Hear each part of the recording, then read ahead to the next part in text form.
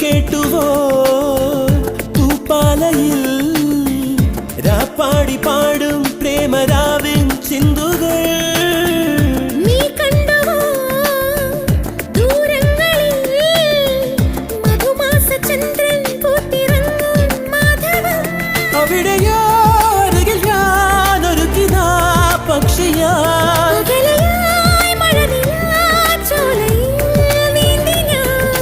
വിരഹമെന്ന പദമില്ല കവിതകളിൽ